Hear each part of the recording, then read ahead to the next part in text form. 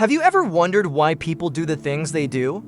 Why does your friend always procrastinate? Why crowds cheer wildly at concerts? Or why you can't resist that extra slice of cake even when you're full?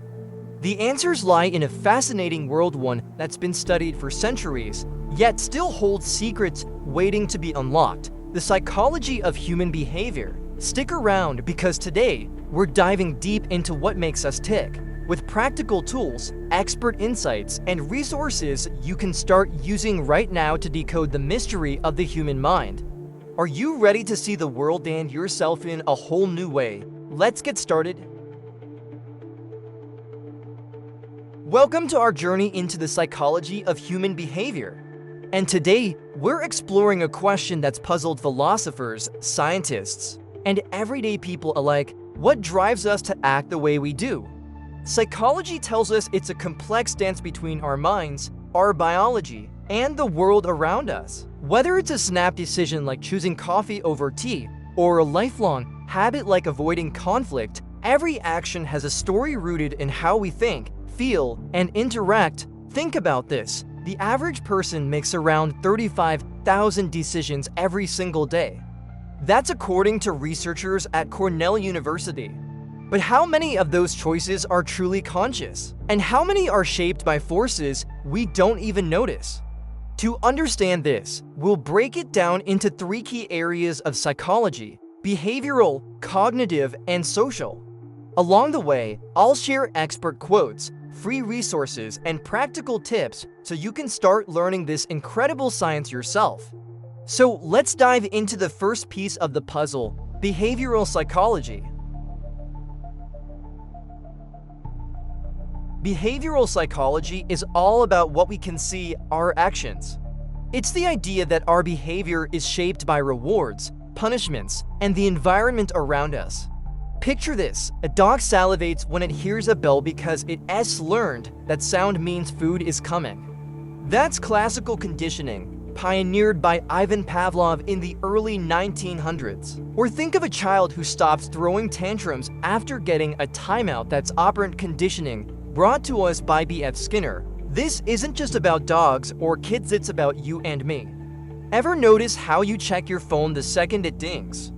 That's conditioning at work. The notification is the bell, and your curiosity is the reward. Behavioral psychology says we're creatures of habit, molded by what's happened to us before.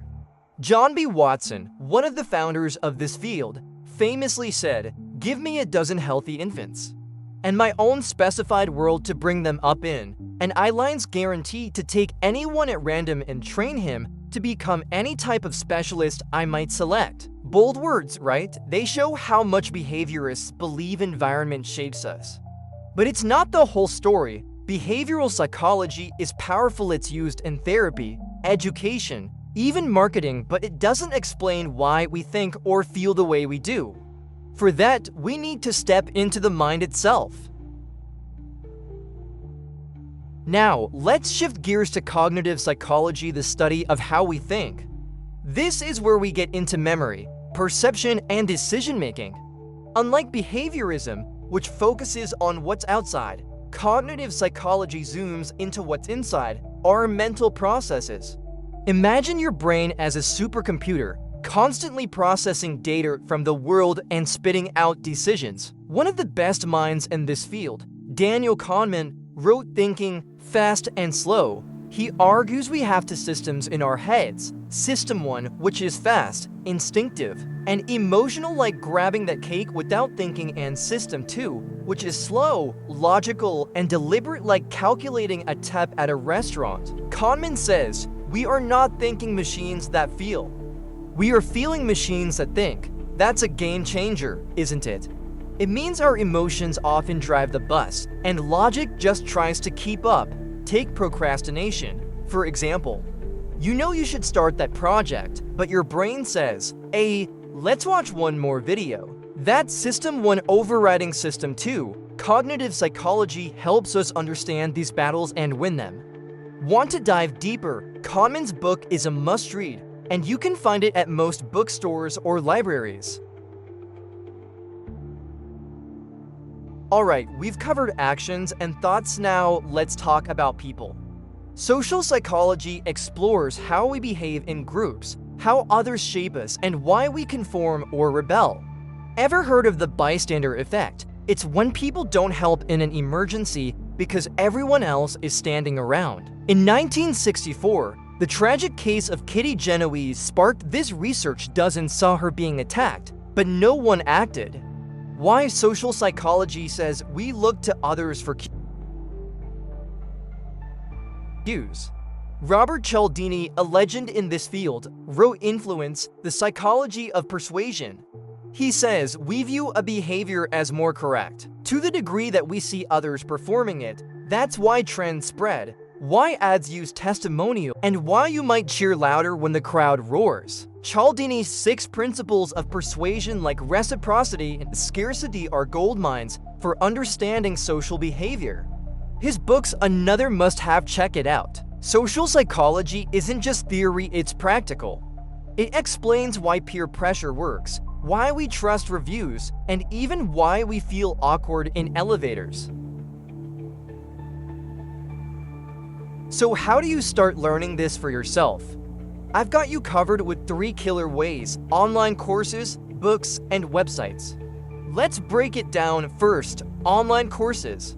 Platforms like X and Coursera are your go-tos. On X, search human behavior or psychology.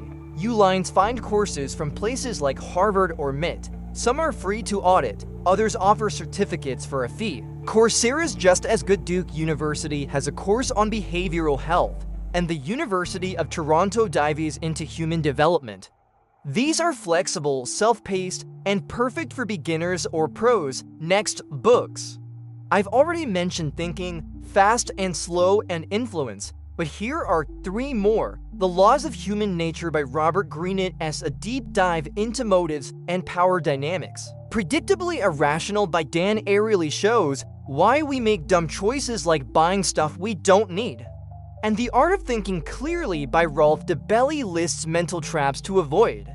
These aren't just reads, they're toolkits. Grab them online or at your local library. Finally, websites. Verywellmind.com is your starter pack. Think articles on conditioning or stress, all backed by experts like Kendra Cherry. Rafir Edu has a great intro to behavioral psychology, perfect for history buffs.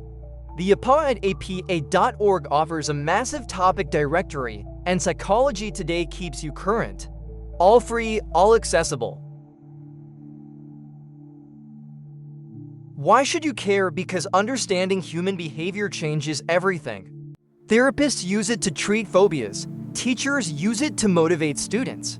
Marketers use it to sell you that shiny new gadget. Even you can use it to build better habits, connect with people, or just figure out why you keep hitting snooze. Let's hear from the experts. Ivan Pavlov said, "Don't become a mere recorder of facts, but try to penetrate the mystery of their origin. That's your challenge. Don't just watch behavior, understand it." Or take Dan Ariely, "We're all predictably irrational, and that's what makes us human." These giants remind us this isn't dry science, it's a living, breathing key to our world. There you have it, the psychology of human behavior, from actions to thoughts to social vibes. Start small, pick one resource, maybe Verywellmind or Kahneman's book, and dive in.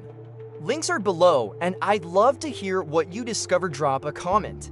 If you like this, hit that like button, subscribe, and ring the bell for more mind-blowing dives into the human mind.